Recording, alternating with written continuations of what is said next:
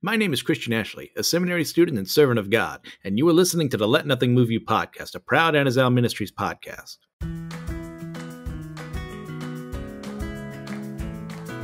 Welcome back, everyone, to the Let Nothing Move You podcast. I'm your host, Christian Ashley, and I am not alone today, everyone. As we continue on through the book of Genesis, I had to ask on a friend. You heard him before, maybe on Systematic Geekology, if you head over that way. If you need someone in your life to Eru Iluvatar juke you into a conversation about Lord of the Rings, you got to come to my good friend, Nick Polk. How's it going, Nick? Oh, I'm so good. Anytime we can invoke the name of Eru Iluvatar, it's a good day. Let nothing move you. Iluvatar might move me, Fair enough. Hey, would you like to introduce yourself to the audience? Yeah. Hey, everyone. I just want to, thank you, Christian, for having me on. I'm excited to talk about what we're talking about today. So I am just a friend of everything Anazal Ministries and met everyone through mutual friends. And I write a Substack called Tolkien Pop, very involved in Tolkien and pop cultural stuff and theology conversations, and hence why Christian and I jive really well, and all the dudes there. So that's just kind of a little bit about me. I contain multitudes, though, Yes. Absolutely. Yeah. Nick has been someone I have enjoyed working with immensely in the past. And imagine this, guys, as has happened before, we don't always agree on things when it comes to scripture. So I know, shocking that I would dare bring someone who didn't agree 100% with what I had to say on the same show. But as you have noticed, I like being challenged. I like having other people speak what they're thinking about. And Nick is someone I thought, yep, I'm sure we were not going to end up in actual, blowout arguments or anything, but there might be something along the way where we have to have a discussion. And I'm looking forward to that. Oh, yeah. Dude, same here. I'm so excited. Okay. Well, without any further ado, we're going to get into this bad boy. You're starting on, first, we need to do a little preamble. On the last episode of Exodus Ball Z, we had Moses dealing with the repercussions of asking Pharaoh to let his people go. And now Pharaoh has given him more work. They are angry at Moses. Moses has declared to God, why do you even put me here? I'm not good for it. Exodus 7 is going to be God's response to that. We're going through Exodus 7, verses 1 through 13. And the Lord said to Moses, "See, I have made you like God to Pharaoh, and your brother Aaron shall be your prophet. You shall speak all that I command you, and your brother Aaron shall tell Pharaoh to let the people of Israel go out of his land. But I will harden Pharaoh's heart, and though I multiply my signs and wonders in the land of Egypt, Pharaoh will not listen to you. Then I will lay my hand on Egypt to bring my hosts, my people, the children of Israel, out of the land of Egypt by great acts of judgment. The Egyptians shall know that I am the Lord when I stretch out my hand against Egypt and bring out the people of Israel from among them." Moses and Aaron did so. They did just as the Lord commanded them. Now Moses was 80 years old, and Aaron 83 years old, when they spoke to Pharaoh. Then the Lord said to Moses and Aaron, "When Pharaoh says to you, 'Prove yourselves by working a miracle,' then you shall say to Aaron, 'Take your staff and cast it down before Pharaoh, that it may become a serpent.'" So Moses and Aaron went to Pharaoh and did just as the Lord commanded. Aaron cast down his staff before Pharaoh and his servants, and it became a serpent. Then Pharaoh summoned the wise men and the sorcerers, and they, the magicians of Egypt, also did the same by their secret arts. For each man cast down his staff, and they became serpents. But Aaron's staff swallowed up their staffs. Still Pharaoh's heart was hardened, and he would not listen to them as the Lord had said. Nick, what jumps out at you, man? This is, you said Exodus Ball Z, and I feel like we're at the in-between stages of this is the Spirit Bomb episode where we're just getting lots of things happening before the big shebang. And, we, with the staffs, this kind of first competition between Pharaoh's magicians and Aaron and Moses, it's kind of that beginning building tension and conflict. And, one of the things that I always think about, and I didn't look up the Hebrew word, but this is the one thing that I always think about this verse that I don't think I've seen a translation do this. And I don't know if this is accurate, but I've heard people say that word for serpent is actually crocodile. And so apparently we've been translating it serpent, but apparently it's actually crocodile, which makes, if that's true, makes the showdown way cooler and scarier. But that's kind of my initial thought. Every time I think about this passage, I'm like, was it really crocodiles? You know? Yeah. From my study of Hebrew, I have no clue because I remember next to nothing on how the language is formed. But I do know Hebrew uses a lot of the same word to use a lot of meanings. So maybe serpent and crocodile are in the same list. I wouldn't know. I barely passed. I don't have to do it again unless I choose to. But yeah, it's just we get all this build up, and then finally we get to that, not the climatic scene, but like the moment, like, okay, it was time to throw down spiritually here. Right. And we've got Moses and Aaron working on the behalf of God. We got Pharaoh and his magicians and the people of his court throwing down through their mystical arts. So all of this coming up, like, Nick, is magic real? Is that something that we need to concern ourselves with? I mean, because it certainly looks like it here. It's a great question, because for the next, chapter and a half,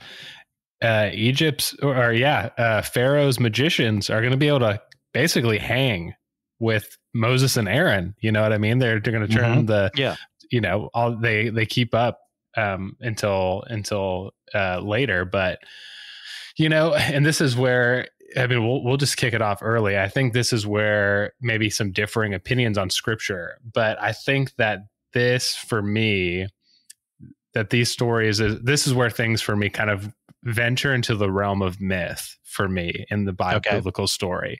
And so I would say magic is not real, because the story has to do more with, I think, what the author was saying about how God defeats, the gods of Egypt. You know what I'm saying? And then also the Egyptian magicians who invoke the name of their gods, and Yahweh's like, I ain't down with that. It's definitely just going to come up later. I don't personally subscribe to that idea of this being a throwdown between God and the Egyptian gods in that sense, or even just being him doing that. But I definitely get why people would think that. So I was going to include it later on as part of the process. But when it comes to this, actually, before we go there, are you a documentary hypothesis kind of guy? What do you mean? As in, like, this is assembled way later on. It was not actually written by Moses. Oh yeah, definitely not for me. It was not written by Moses from what I've read. I've come to that opinion. Yes. Okay. I figured as much. I just wanted it to be out there so we could all laugh. No, so I could hear what you had to say on the issue. So I'm guessing we're on different parts. So you don't subscribe to that. I do not. Okay. Ultimately, at the end of the day, I think the historical references make too much sense. The God telling Moses to write things down is like him in the story just saying, hey, this is why I'm doing what I'm doing. I think he didn't write the part where he died unless he was prophesying. But surely if he didn't write that, it was just Joshua or someone like that. But yeah, that's where I hang in that particular area. This is going to be so fun, dude. I'm excited. So what about you? I mean, I know you've got directions where we're going, but like, because of that, what about you with this? So it's not a showdown between gods. What about the magic and stuff that's going down? Yeah. What's really going on there, dude? I think it is magic. And I think magic is a thing that exists in the world. And I believe it's a perversion of creation. Okay. That through more than likely demonic satanic means. It doesn't seem to be a natural thing. It's not like a D&D sorcerer where you're just born with it, or like a Harry Potter wizard where it's just part of you. And by the way, check out our episodes on Harry Potter on systematic ecology. Had a fun time there. There's your plug, Joshua. And for all of this, as I'm looking at this, I see two conflicting forces. I see creation and a perversion of creation fighting against one another. Maybe there's something out there where these little g gods did exist as deities at some point. Maybe they were, I don't know, lesser beings or fallen angels or just demons that took on this form to be worshipped as gods, or maybe humans brainwashed through some way of thinking they were deities. I don't know, but I do see God here, and I do see him throwing down with what they're capable of putting back. But I also see that they're never able to replicate everything God can do. They're able to replicate the serpents, but they lose. They're going to be eventually able to make the water turn into blood, but they're not able to reverse it. Yeah. And I think that I'm in the same boat with you, that perspective is there in scripture about the perversion of creation and the perversion of what God has intended for creation. And then, of course, God comes and shows what is actually intended. And then, through the freeing and liberation of the Israelite people and things like that. Yeah. So I love that. Perfect. But before we go any further, like at the very beginning here, we start with God answering Moses's plea earlier. Yeah. And as I discussed last time, like, hey, this is a good thing Moses is doing. It is not wrong for anyone to go up to God and say, why is this happening? I don't understand. And God delivers with an answer. Say, look, I never promised you everything would go smoothly. This is all part of the plan. This needs to be done. Pharaoh's heart will harden. We'll get stuff done. So just trust me. And when Moses trusts him, this is where we end up with them coming out on top, at least in this moment, and then the plagues coming eventually. Yeah. And I think that's something, we just need to think about. It's like when I go up to him and say, hey, I don't get it. That's okay. That is good. It is more freeing spiritually to be able to go up to him and say, I don't understand. Can you help me? And if you choose not to, help me to realize that you don't want me to right now so that I can move on. And this is one of those moments where we are told, hey, this is what's happening. Yeah, I love that. And, I think about how Aaron, too, that I think that, well, one, we can't do things without God empowering us to do things, right? I'm definitely a believer in that.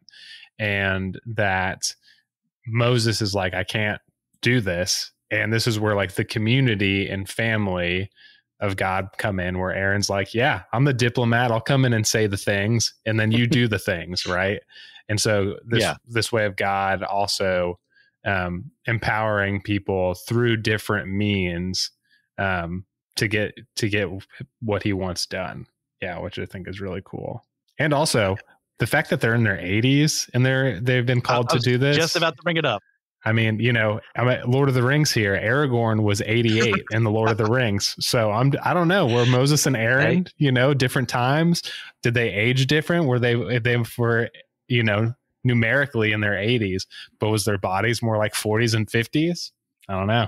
That's an excellent question. Were people just born better in the past until a certain point? Right. Like, how's that go?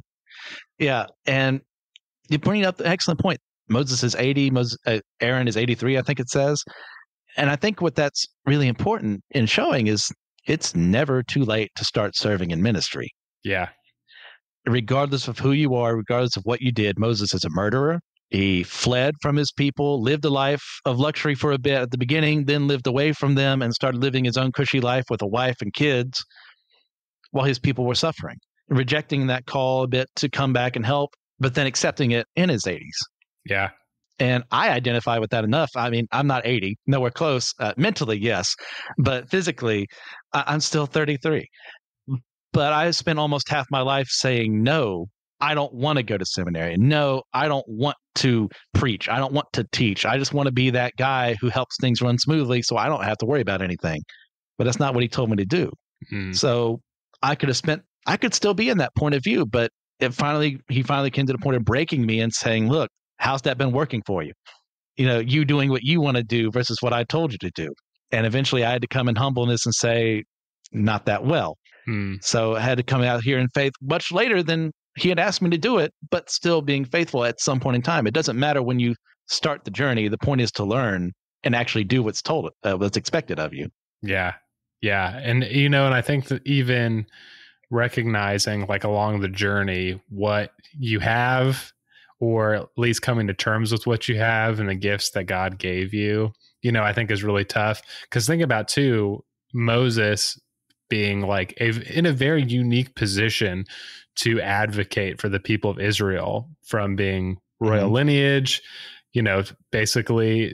And now he's coming back and probably has some sort of influence. I don't imagine, for me, I don't know if the scriptures say this, but I just can't imagine that even though he's been gone so long, that there aren't people there who know who he is, Yeah.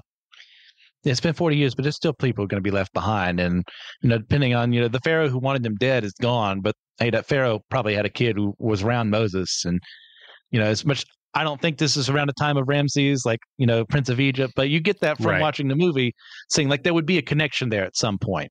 Yeah. Probably not the exact same as it was in the movie, but to use it as a basis. They know one another. Yeah, probably the music not as good, in the ancient Egypt as it is in the 20th century. Well, that's what I should do. I should do a crossover with this and Systematic, where we just do a review of Prince of Egypt. Ooh, so good. Yeah. I have one more thing, unless there's something else you want to bring up for this part. No, take us home on this. Okay. And we got to go with that age-old question, that simple question that everyone can answer: free will, predestination, God hardening Pharaoh's heart, or Pharaoh's heart hardening his own heart. Where do you stand on this? Citation needed. Go for it.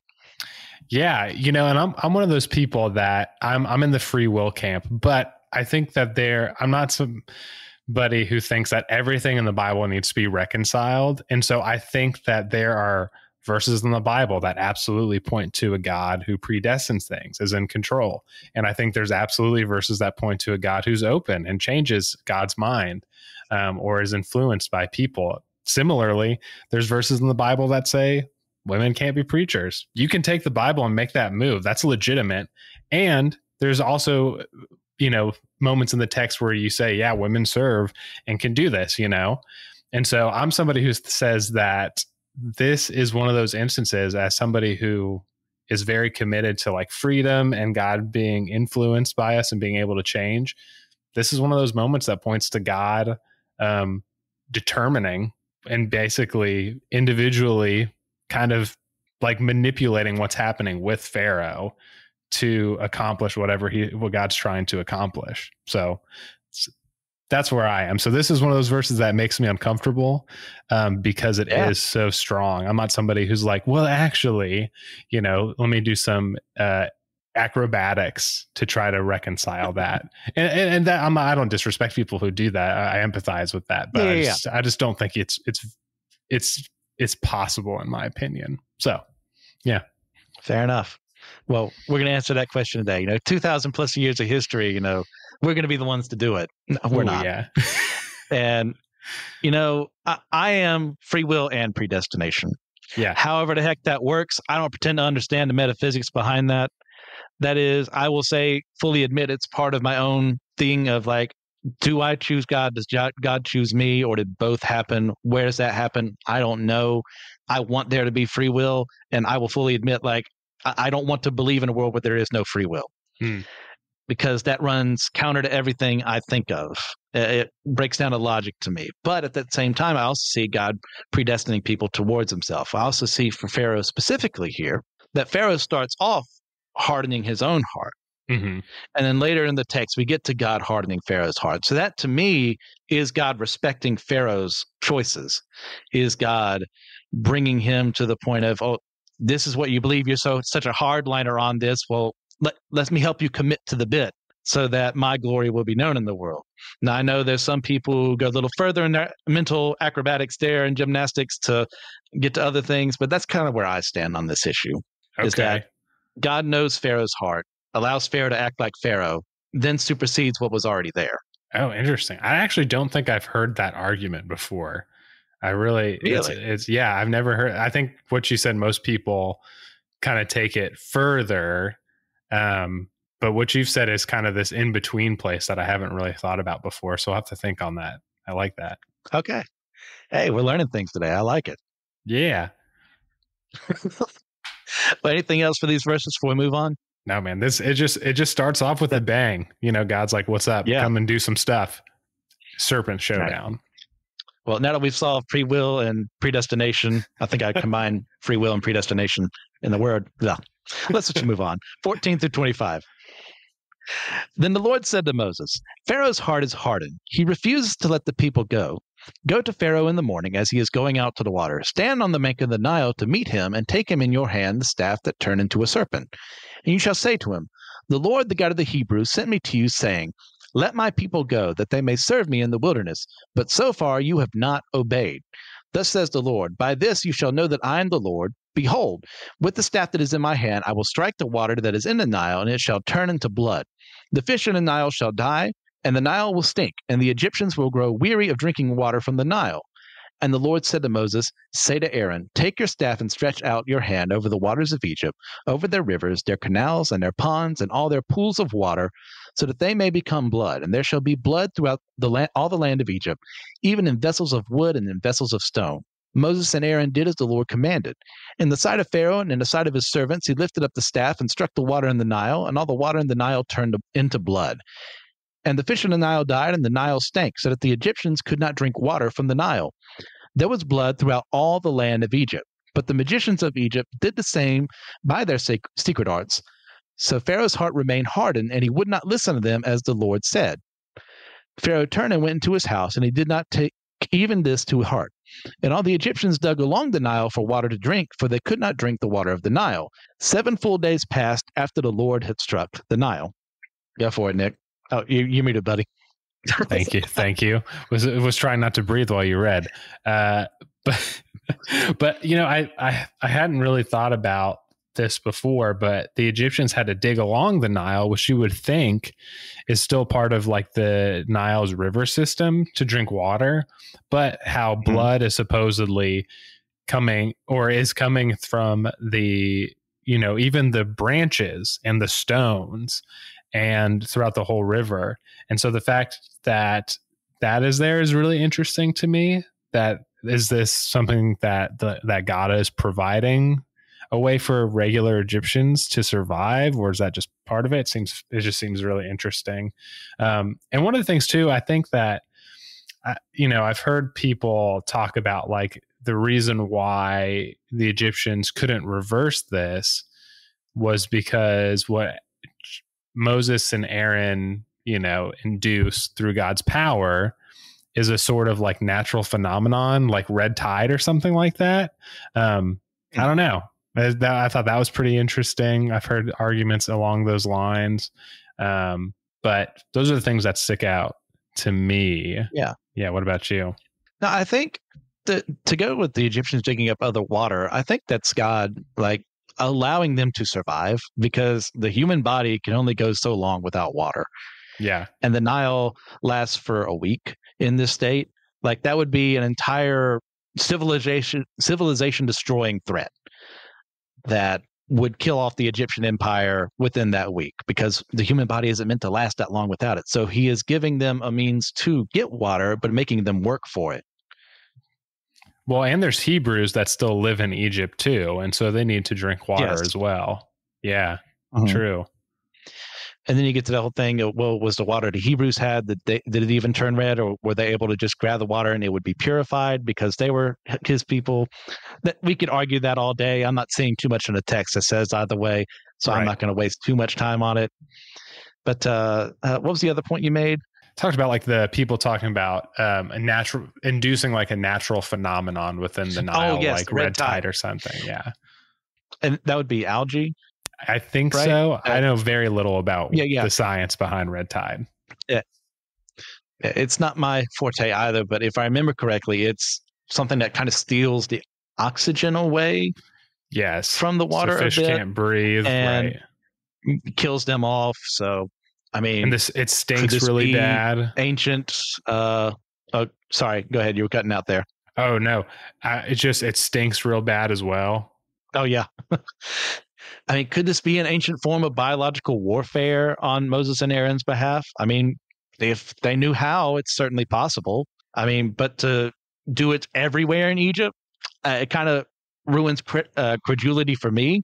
But yeah, I don't know about that. It's his world.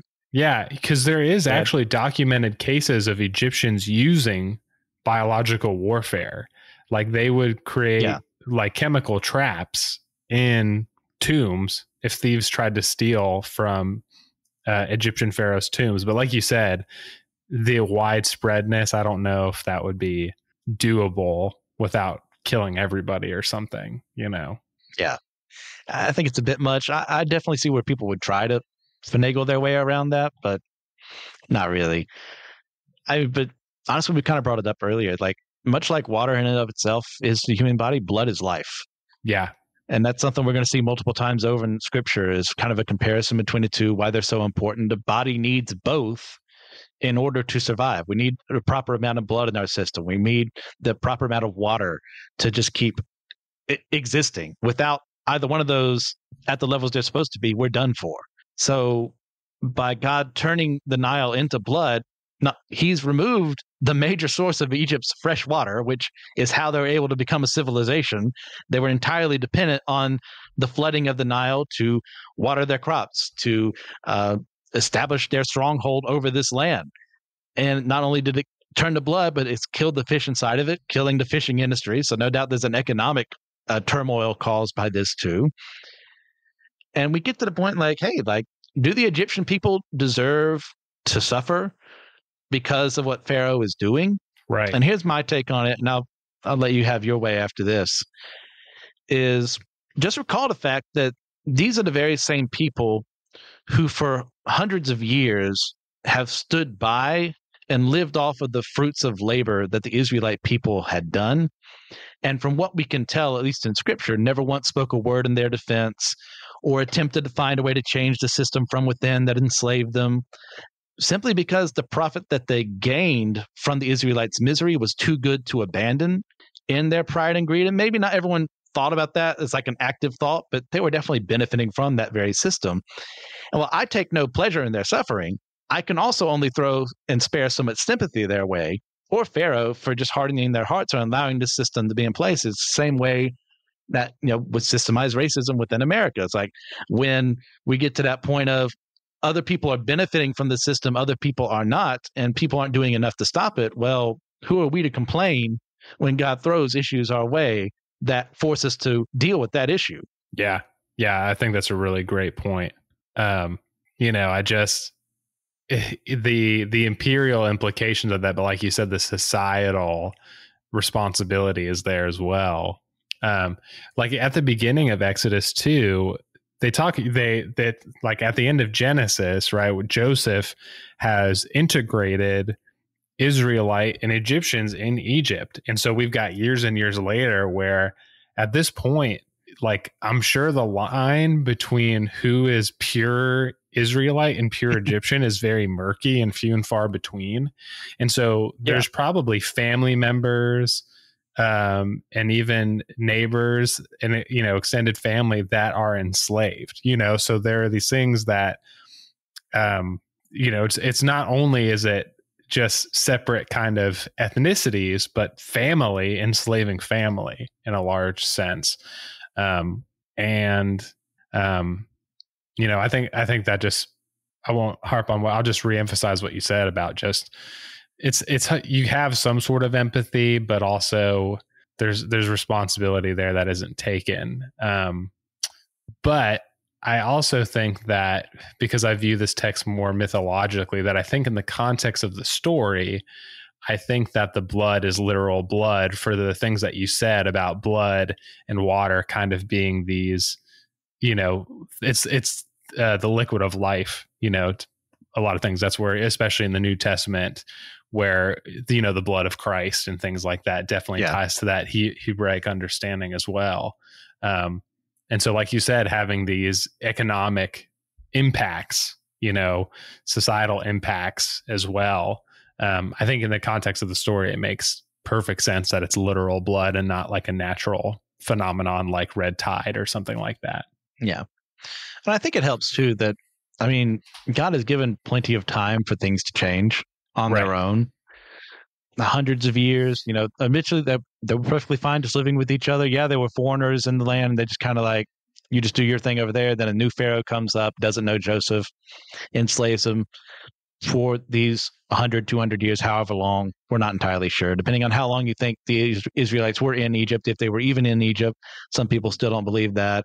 It's all over the place. But there was plenty of time for things to change from human means. So then God steps in to do what they wouldn't. Right.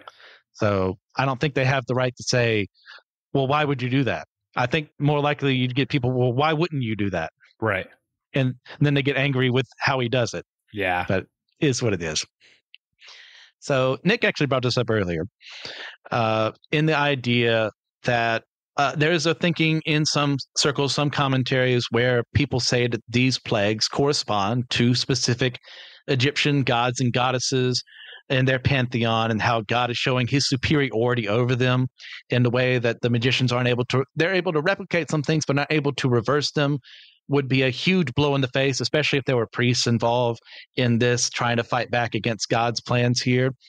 So in this specific case, and we'll get to the other ones when we get to the other plagues, the blood is a huge smack in the face to the gods and goddesses Hapi, Isis, and Khnum for various reasons. This is what most scholarship would say if you abide by this, which I don't, but I think it's fascinating regardless. So Hapi and Isis were both a god and goddess over the Nile, and Khnum was the protector of the source of the Nile, which would have been way further south. Isis's tears were said to cause the Nile to flood, while Hapi also helped cause the floods. There's some, you don't really look for continuity as much in old mythologies as most people would towards scripture. So all these things kind of combine together. So for all three of them to fail in their duty meant they had all collectively failed to match the power of God in this point of view, which is, once again, I don't subscribe to, but I find fascinating if it is true. Yeah. Sorry, I skipped out on me for a second. But yeah, I think that. No, it's okay. I think it's equally fascinating, and you brought up Second Kings before we got on this podcast, but part of one of the reasons why I'm not a polytheist, but why I think the worldview of them was more polytheistic in that place, where I think that even Israelites believed in other gods too, and that Yahweh was like just the best one. Not in every case, but in the Old Testament, large portions of the population. And part of that is in Second Kings, that influence, that is part of influencing my view on that for scripture, is that there's a moment where the Israelites are kind of on a campaign to take out kind of sinful neighbors, and they're at war with the Moabites, who have rebelled against the nation of Israel, and Israel's basically kicking their butt with Yahweh's help. And the last battle they have, the king of the Moabites sacrifices his own son, and their God actually defeats Yahweh. And it says that in Second Kings.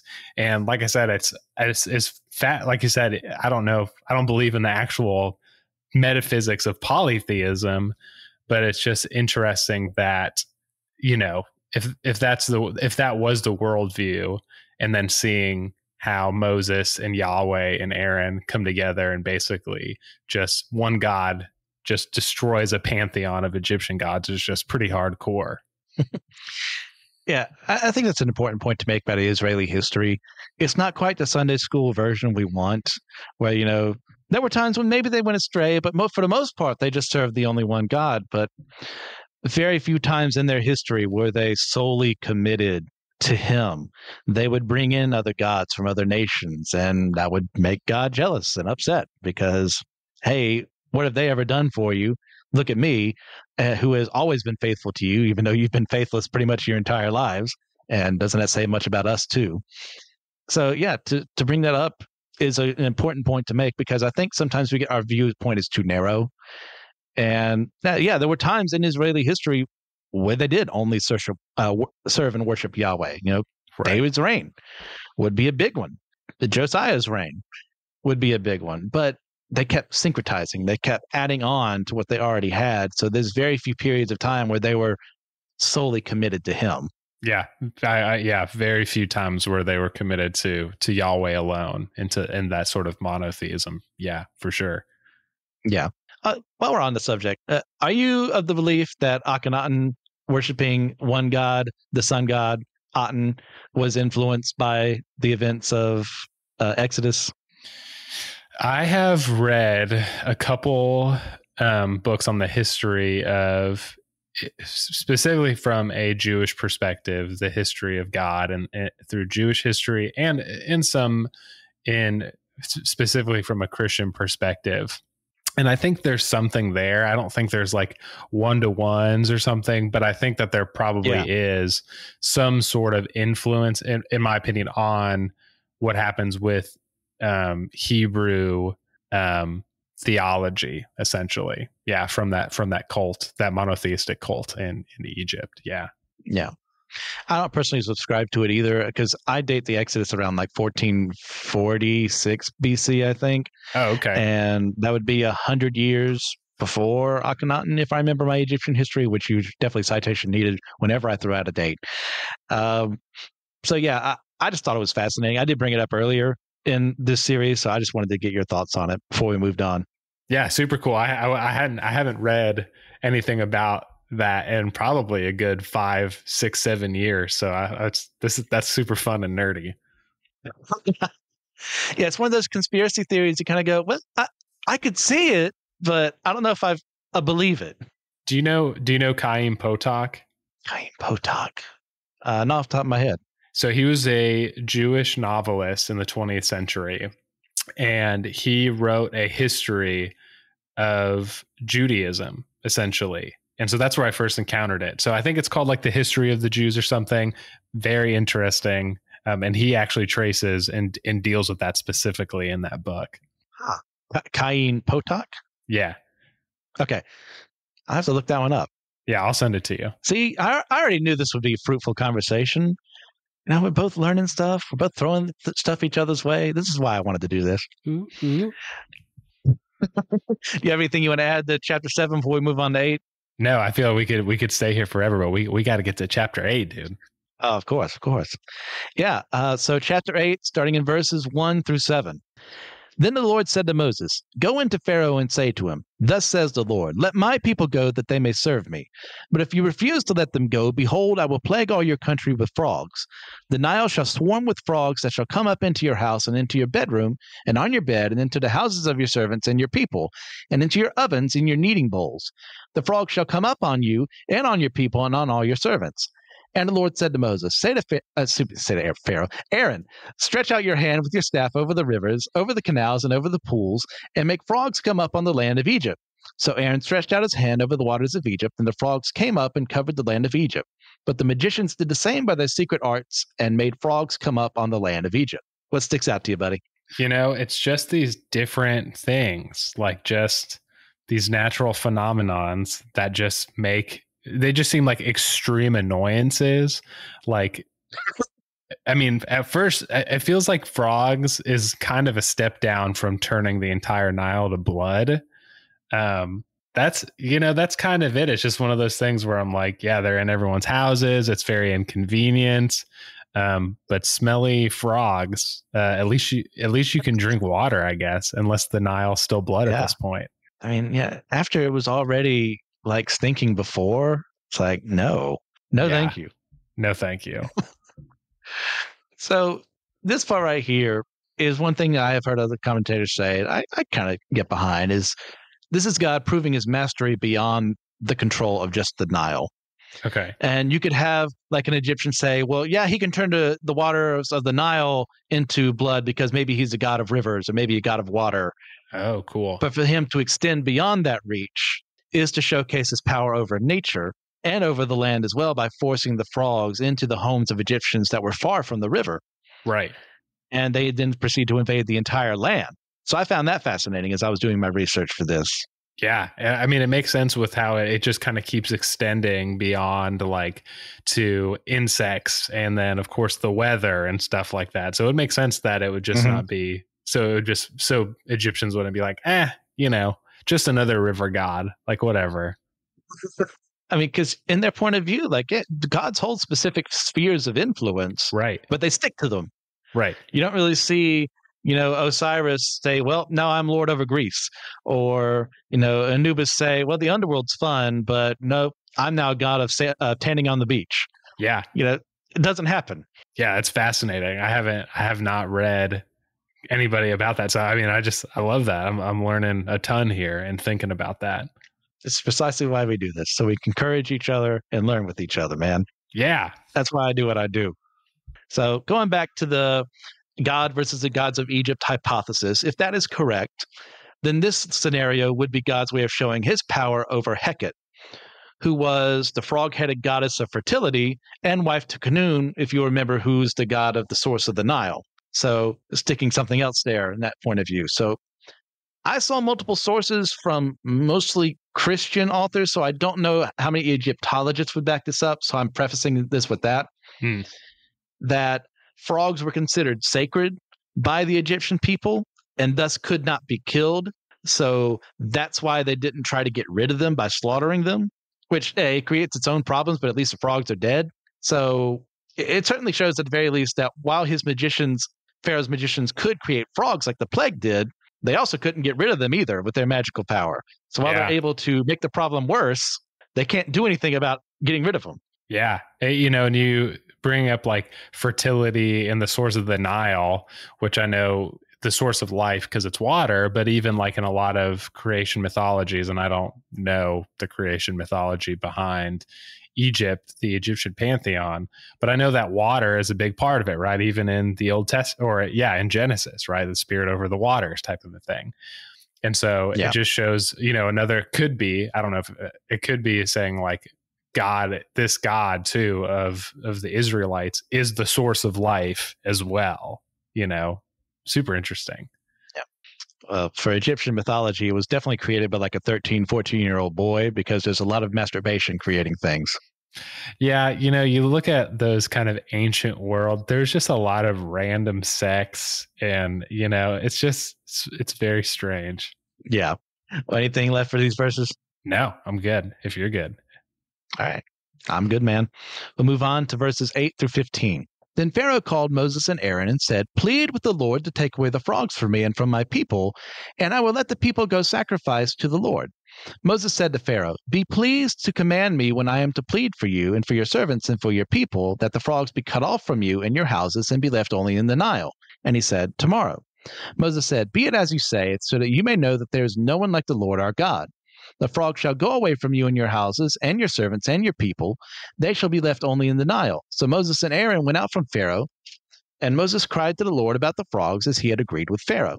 And the Lord did according to the word of Moses. The frogs died out in the houses, the courtyards, and the fields, and they gathered them together in heaps, and the land stank. But when Pharaoh saw that there was a respite, he hardened his heart and would not listen to them as the Lord had said. Classic Pharaoh. Now, I try not to be too hard because I know how hard my heart gets, but dude, come on. He kind of gives in. He's like, "Hey, could you pray to this God?" And Moses and Aaron, I think it's at this point where, or maybe it's later. Is it here or the Nats where he says, "Hey, I can't do that here. I can't pray in Egypt because I'm going to get stoned to death." No, that's later. He says that. Yeah, it's later. It's later, but he's like, "Hey," and Moses is like, "I'll pray for you, dude. Like, I will pray for the land of Egypt." And he's like, and Pharaoh's like, "Yeah, do that for me." And then, things are fine. And then Pharaoh's like, "No, pass." I also find it a little funny, too, that it's not this giant ecological disaster of the water turning into blood that causes Pharaoh to go up and say, "Moses, please, for the love of God, ask God to do something." It's the frogs just being a nuisance that makes him go, "Please tell God to get rid of these things." And I think that's because it's starting to really affect him. Right. More than anything else. So kind of just showing Pharaoh's, pride and haughtiness a little bit and self-centeredness, which, to be fair, not because it's right, but because when you're raised in a culture where you're told you are going to be a living God to these people. Right. Well, no wonder you're self-centered and haughty. That's what you grew up in. Right. And there's no really sense of like psychology or probably personal, like, what is that? How does that affect your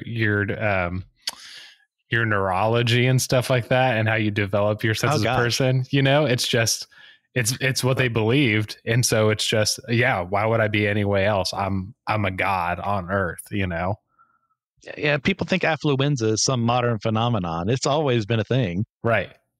Yeah. But we also notice here that Pharaoh is unable to remove the frogs through sorcery, only creating more problems for himself. So thanks, magicians, for your job there, your service. So he pleads with Moses and Aaron to remove them, not because he's had a change of heart, but because he wants the problem gone. Right. And he'll dirty his hands in that way to get things done. Like, it's a little bit of humbleness for him to say that, but really not totally, because he's going to go back on his word. He was never going to keep his word. It kind of might have been in the sense of, this is speculation on my part, maybe hoping that maybe God's power would run out. Maybe, we have these stories of the gods doing this, but their power wasn't everlasting. They weren't self-sufficient. Like, they can't keep doing this. So maybe God just he'll stop after this, which is always doomed to fail. Right. So, however, once the problem was gone, Pharaoh hardens his own heart and denied the promises he made to set the Israelites free. Yeah. Oh man. Even like you were talking about, to continue the selfish influence of his actions of, if the Nile's bloody and there's a way for people to dig water out, like Pharaoh's not doing that. He's going to send servants to bring him water, no issues. Of course. But like you said, this inconvenience of these things that are genuinely affecting him, and he's just doing it to get his way without actually fulfilling his word, as you said.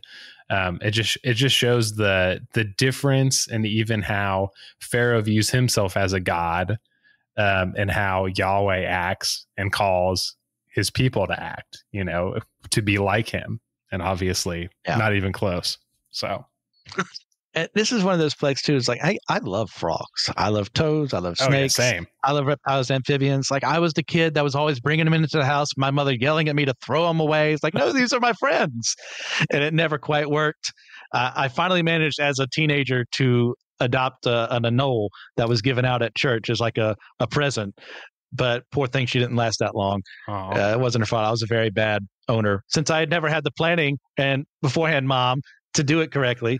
So yeah, I get like on their own, like, hey, that's fine. You're cool. I love studying you and enjoying you and watching you, but to have the entire house covered in them? Pass. No rational person wants that. And if they say they do, probably should stay away from them. Yeah, legitimately. I'm just thinking of the movie The Right. What happens when all the frogs start popping up all over your house? The devil's there. And no one wants to meet the crazy frog lady. No. Or crazy frog guy. The cat lady's bad enough. But, that's just a whole new... I might actually want to meet Crazy Frog himself, though. You know what I mean?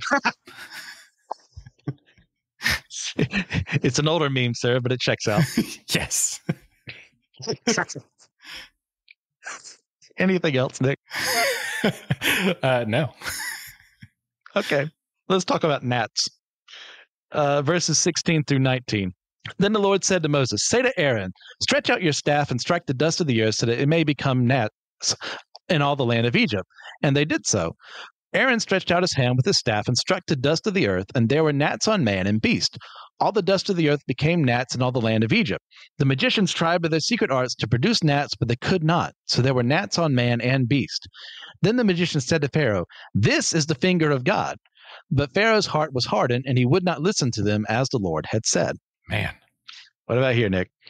We're starting to see, God making headway here, or at least through the perspective of the Egyptians, where the magicians are finally like, dude, Pharaoh, we can't do this. This is legitimately the finger of God at work. Like, whether or not they believe they were arbiters of some power of God's, or if they thought it was their own power, they clearly have admitted defeat in this way. And I think it's interesting too that specifically God instructs him to strike the dust, and the dust is the foundation for the gnat's creation. And I think maybe and speculating of just if God created everything, humans from the dust and breathed life into it, right? Is that creation's very similar. I'm sure animals and other aspects are probably a part of that too. Here we are, that only God can create from the dust like that.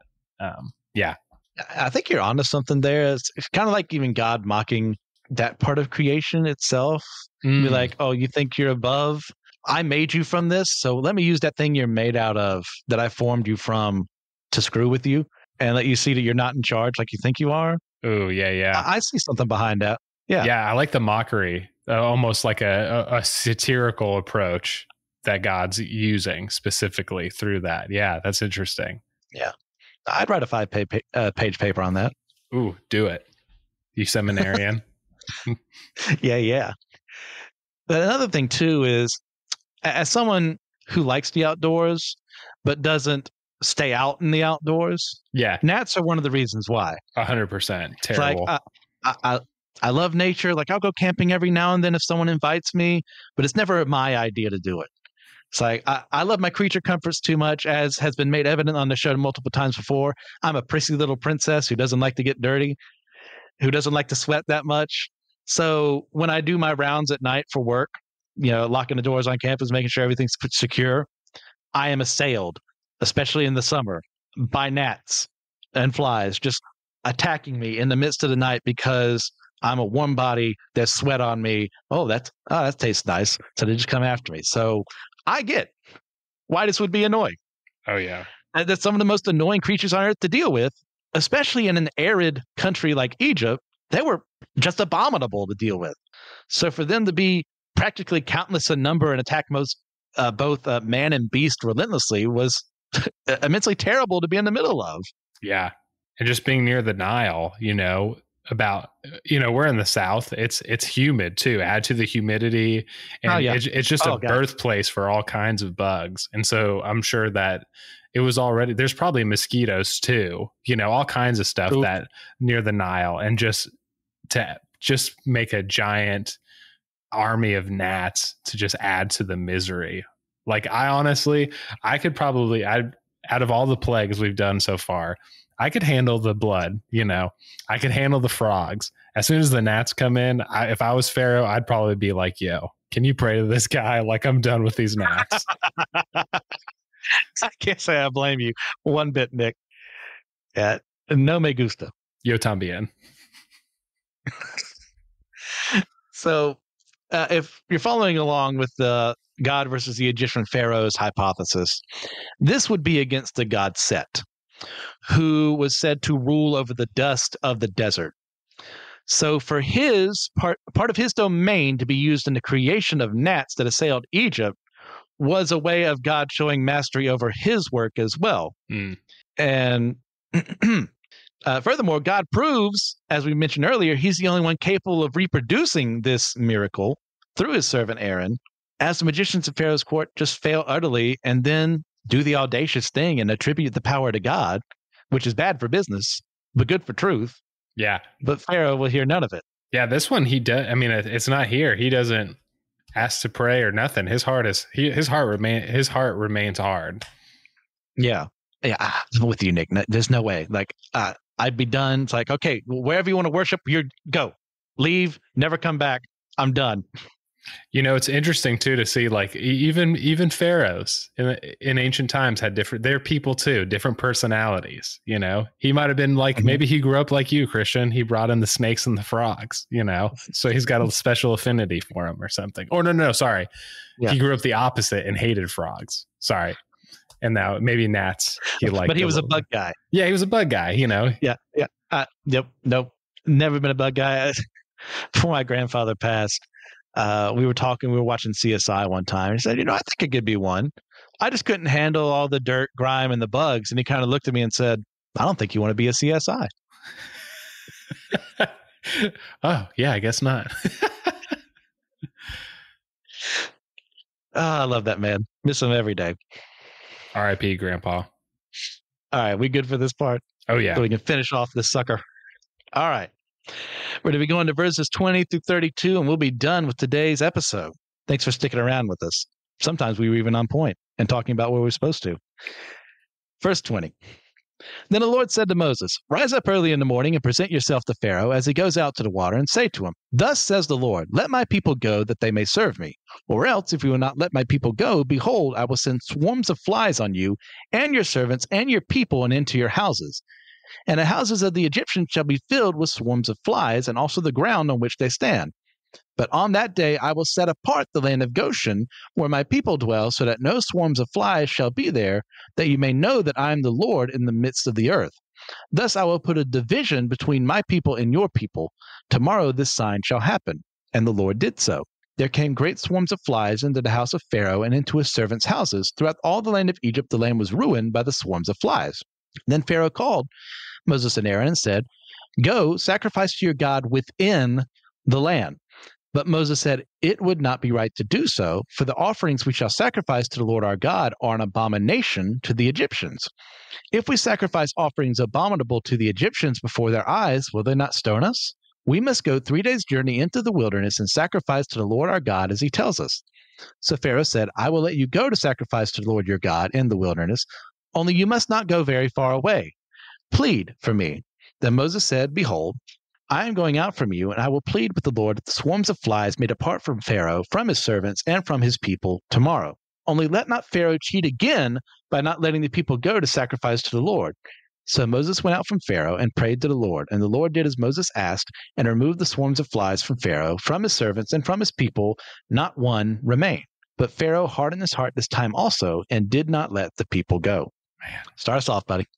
You know, the fact that he doesn't, that gnats don't phase him, but flies do, is very interesting. You know, Yeah. And this is the first time too that we see a special provision, at least here, God makes for Egyptians and then the people of Israel, where this is the first time where it's like, okay, now these flies, this plague isn't going to affect my people. It's only going to affect where Egyptians are.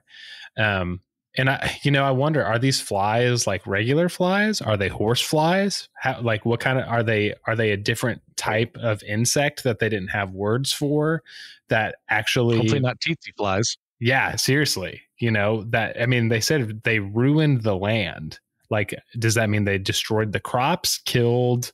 I know there was other plagues that'll kill livestock in the future, but it was just interesting. They must have been that bad for Pharaoh to plead to say, like, not only pray to God, make a sacrifice on our behalf in Egypt, which at that point, I'm assuming there was some law that says no sacrificing to the God, the Israelite God within the bounds of Egypt.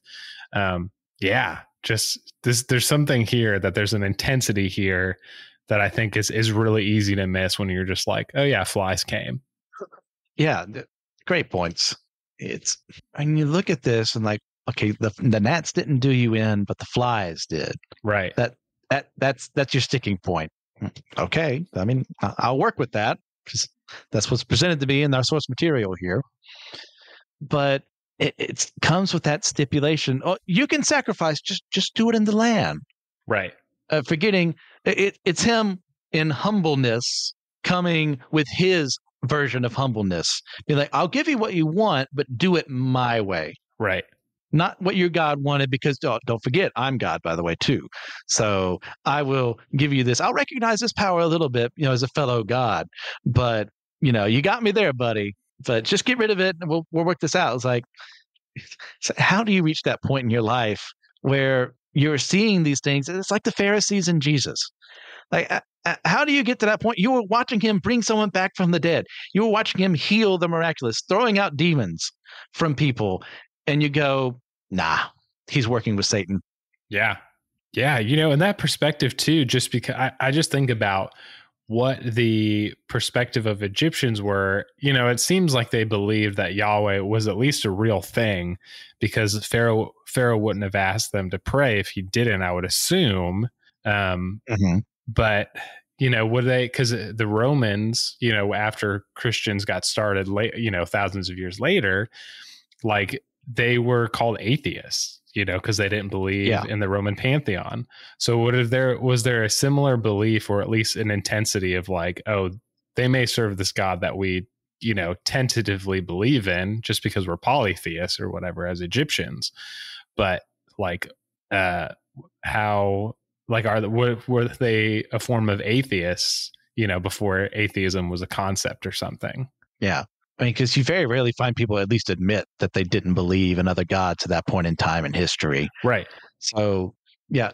And the general assumption throughout most of that time was gods existed, but they're like tied to land.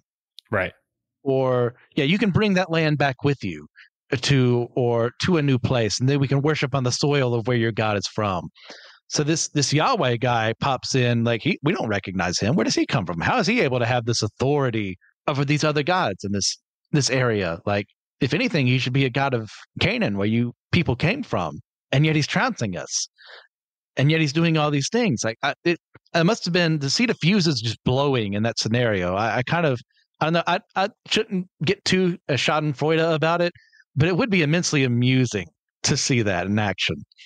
Yeah, you just think of somebody who's like, oh, we're fine in Egypt because, Yahweh's a Israelite God. He's in Goshen. We're fine. And then all of a sudden, Yahweh starts making some things happen, and you're like, mine explode. Yeah. And I think it's interesting to us, you brought up the point. This is the first time we're explicitly told that the Israelites are separated from the after effects and the effects of the plague itself. And I think part of that reason is because earlier in Exodus, they received God's message, but the moment things got hard, they started going back to Pharaoh and started going back into their slavery. And he mean, okay, look, hey, let me remind you who's in charge here. I don't know if that's ever explicitly said in the text anywhere, but that's the gist I kind of get. Is like, you're going to feel the first bits, and I'm going to protect you here. So you remember who you work for and who's protecting you. Yeah. I received what you said, and I'm just am stewing on it. I like it. Okay. Awesome. See how productive today's been? Dude, man, I don't think I've actually done like a line by line, which we didn't go line by line, but I haven't gone like a chapter by chapter deep dive into an Old Testament text with a friend before. So this is how I love doing it, man. Now I can do like the topical things, but like this is my lifeblood. Yeah, I'm down for it. I really enjoy it too. Taking what the text says, seeing how it affects us, impacts us, and then running with it. Super cool. Oh, yeah. And I think it's fascinating, too, is that you can see the clear divide, like visually see the divide. There's a swarm of flies all around me, the Egyptian. Right. But then you look over in Goshen, and there's nothing. So if I'm Joe Schmo Egyptian, like, I'm despairing. Yeah. Because, like, my gods have failed me. My leader has failed me. I see these people over here that we've enslaved are prospering under these conditions. Like, what am I supposed to do with that? Yeah, I haven't really thought about did the Egyptians have a crisis of faith of their own? Like, did they start doubting their own gods, and were drawn to Yahweh, Because we do see, I think in 12, when the Israelites are leaving Egypt, some Egyptians come with them. Yeah. Probably because of things like this. I mean, if anything's going to turn you, it might be witnessing all this. Yeah, because during the time, the idea of like conversion wasn't really a thing. Because even in Jesus's time, there were Gentile followers of the one God of the Israelite people, but they weren't Jewish. They weren't allowed to be. Yes. And so I wonder did the Egyptians were they assimilated and then you just forget about them, or were they just like Egyptian followers of Yahweh? Or were they just like, you know what, I'm going to believe in my gods, but obviously they didn't do me any good. So I'm going to hang out with Yahweh and reap the collateral benefits. It's one of those fascinating things about biblical history too, is like, there's something I wish I had the time to go back to and actually flesh out. But I remember like reading Jonah once and going, those people in Nineveh, was there anyone who stayed with God after that? And I was like going to write a whole story of like the generations who kept the faith after the fact, being actual Syrians who believed. Ooh. But like, I just didn't have time for it. I had other books to write. It's like, but like, it makes me wonder, is it possible there's descendants around today who started there? Yeah. But we're way off topic, as per usual, but that's fine. I love it. So to go to the flies and the gods versus God hypothesis, this would be intended as a strike against the goddess Wadjet, also known as Uwatchit, pronunciation guide needed. I'm not Egyptian, sorry, who was portrayed sometimes with flies because she was a goddess of the marshes, where flies would thrive. So she herself would not be depicted as one. I can't remember exactly what she's supposed to be off the top of my head, but it definitely wasn't a fly. But she would be associated with them as a byproduct of being around that area. Okay. Just kind of fitting in with that Nile, just the wetlands. And I think that a lot of times the adaptations in movies of Egypt, because the Egypt, in that time period looked different than it does now in some areas, and the Nile, the area of the Nile would have been like just lush with crops and food and greenery. and things like that. And we usually see like the classic, Prince of Egypt deserts and pyramids and stuff. Yeah. And I think it's like you said, with these things, it's easy to miss that, where like, yeah, flies, at least in this like gnats come out of the dust, but flies, whether they're kind of created by God, in this story, or there's a source for them to come, and people, like you said, if it is like, if it was a viewpoint of like God against the Egyptian pantheon, like, yeah, they would have been like, yo, why isn't our marsh god, like, what the heck, Slacking off on the job. Right. Yeah, I think it's also important too, as I understand it, the geography of Egypt changes over time. Imagine that. On Earth, that changes. Yeah. It's not static. The Nile has kind of receded a little bit, right, to where it's not as prevalent back in the day. It doesn't flood as much as it used to. So the image we have of it is far different than what would have been back in the day. Like, there were lusher lands around the riverbanks that you don't see in the modern age. Plenty of reasons: the earth changing itself, the water is receding, industrialization causing problems. Egypt has is an actual nation now, like with giant borders, in the modern sense, like a nation state rather, and how the land probably wasn't the territory probably wasn't as big. Yeah. So I think that's been all I have, unless there's something else you want to add to this. Oh, I like the marshes. That's cool. I was going to make a Lord of the Rings reference, but I'm going to hold myself back. You're going to save it for next time? Yeah, I'll save it for next time. Okay. Perfect. Yeah, you've been on your best behavior. Thank you. So, Nick, I had an absolute blast recording this episode. Guys, if you couldn't tell, we like each other. We're having a lot of fun. Like, I'm so happy to be in a place where I can be challenged on what I think, on where I can hear another point of view and go, I hadn't considered that. And that's precisely why I have other people on here. You get used to my voice and you're like, I don't know why people still listen to my voice, because I hear the recordings myself when I listen. I go, how do I have friends? How do people stay around that? But Nick is stuck around me. He's going to be back for chapters 9 and 10 and 11 and 12. We shall see more of the plagues of Egypt. I'm looking forward to more. We're going to having other guests on the show later on. Joshua's coming on. Pastor Will's coming on. My friend Karai Rowe is coming on from the Foreign Saints podcast. It's going to be a blast. Thank you guys for continuing to listen. Nick, you mentioned some of your pluggables earlier. Do you want to go ahead and give the rest again? Yeah, I appreciate it. Also, just thanks again for having me. I enjoy it. People might say, Nick, you should be excited to just read the Bible and dive deep. And I am. But also, I'm here to hang out with Christian Ashley, So reading the Bible, Christian Ashley, blasphemy. I don't know. Sorry, listeners. But my main thing that I do right now is that I write for a Substack called Tolkien Pop. I mentioned earlier, it's just where I write basically on the intersection of Tolkien and pop culture and Tolkien's influence on pop culture. And I get into some theology as well on there too, just because I can't really get away from that. I also do a podcast with Trip Fuller from Homebrew Christianity called Tolkien Heads. You can just Google that. And that's kind of where I'm at. That's it. Perfect. All right, guys. Once again, thank you for listening. Please, if you get a chance, leave a 5-star review on your podcasting platform of choice. Just to help us with the ratings there to find more people. We want to have conversations like this. Could you imagine a world where there's someone super liberal and super conservative having a conversation about the same text and didn't end up hating each other at the end? Well, congratulations. You just sat down for it. You just experienced the kingdom of God, people. Ooh, tell them, Nick. Preach it. If you're interested in my fiction writing, you can find my works at stubbornwritersguild.com or on Amazon by searching the name MC Ashley. If you're all interested in some further solid studies into the Bible and its teachings, then check out the other members of the NSL Ministries podcasting network. You can contact me at letnothingmoveyoupodcast@gmail.com.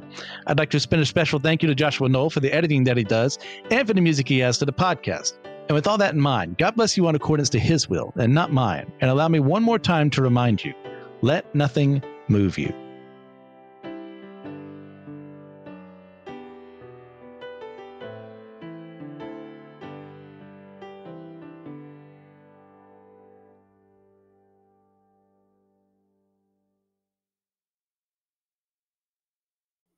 Hey guys, are you interested in podcasting but don't know where to go? Well, check out Zencaster.com and go ahead and make an account there and use special promo code Let Nothing Move You, all caps. That way you can get 30% off of your next deal to go ahead and set things up so you can figure out how to edit stuff using Zencaster.com to host your stuff, to get things done there. So check out Zencaster.com, use special promo code Let Nothing Move You. All right, see ya.